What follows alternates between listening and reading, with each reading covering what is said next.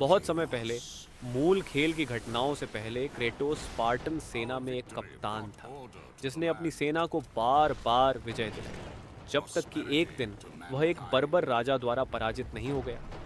मृत्यु के करीब, क्रेटोस ने युद्ध के ग्रीक देवता एरेस को पुकारा कि वह उसकी मदद के लिए आए। क्रेटोस ने अपनी जिंदगी एरेस की सेवा में समर्पित करने का वादा किया। इसके बदले में उसने अपने दुश्मनों को पराजित करने की शक्ति और अपनी सेना की सुरक्षा की गारंटी मांगी। एरेस ने यह स्वीकार कर लिया और क्रेटोस को ब्लेड्स ऑफ कैओस प्रदान किए, दो मुड़ी हुई छोटी तलवारें जो लंबी जंजीरों से जुड़ी हुई थीं और स्पार्टन कप्तान की कलाइयों के चारों ओर लपेट दी गई, एरेस के प्रति उसकी गुलामी का प्रतीक। नई शक्ति के साथ क्रेटोस ने अपने उपहार का उपयोग करके बर्बर राजा को पराजित किया और फिर उसने अपनी प्रतिज्ञा को पूरा करने का रास्ता अपनाया। इस राह ने उसे एक दिन एक गांव में पहुंचा दिया जो एथेना, विवेक की देवी के उपासकों से भरा हुआ था। क्रेटोस के ज्ञान में नहीं था कि एरेस ने उसकी पत्नी और बच्चे को गांव में लाकर रखा था।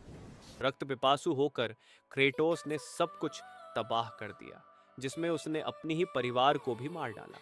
एरेस ने इस परिणाम की आशा की थी, मानते हुए कि यह क्रेटोस को स्वतंत्र कर देगा और उसे एक पूर्ण योद्धा बना देगा। लेकिन यह योजना उलटी पड़ गई और क्रेटोस ने एरेस का त्याग कर दिया। जो कुछ भी उसने किया था, उसे अब बदला नहीं जा सकता था। एक जीवित गांव की भविष्यवक्ता ने क्रेटोस को श्राप दिया और उसकी मृत पत्नी और बच्चे की राख से उसकी त्वचा को जादुई रूप से ढक दिया। यही कारण है कि उसकी त्वचा सफेद दिखाई देती है और इसके कारण उसे एक उपनाम भी मिला, स्पार्टा का भूत। अगले दशक में क्रेटोस ने अपने किए गए भयानक कर्मों की यादों से मुक्ति पाने की उम्मीद में अन्य देवताओं की सेवा करने का प्रण लिया। अंततः उसे एक अवसर मिलता है जब स्वयं एथेना उसे एक प्रस्ताव देती है, एरेस को मार दो और सब कुछ माफ कर दिया जाएगा। कुछ समय बाद क्रेटोस को पैंडोरा का बॉक्स के बारे में पता चलता है, जो एक रहस्यमय वस्तु है जिसमें किसी देवता को मारने की शक्ति होती है। वह इसे ढूंढ निकालता है, लेकिन उसकी जीत क्षणिक होती है। एरेस, जो पूरा समय उसे देख रहा था, उस पर हमला करता है और उसे मार देता है और बॉक्स को अपने पास ले लेता है। हालांकि उसकी यात्रा वहीं खत्म नहीं होती। क्रेटोस अपने आप को अंडरवर्ल्ड में पाता है, जहां वह एक कब्र खोदने वाले से मिलता है, जिससे वह अपनी यात्रा में पहले भी मिला था। उस रहस्यमय व्यक्ति की मदद से, जो गुप्त रूप से यह इशारा करता है कि एथेना ही एकमात्र देवी नहीं है जो स्पार्टन का ख्याल रख रही है। क्रेटोस वहां से भाग निकलता है और एथेंस लौट आता है, जहां एरेस उसका इंतजार कर रहा है।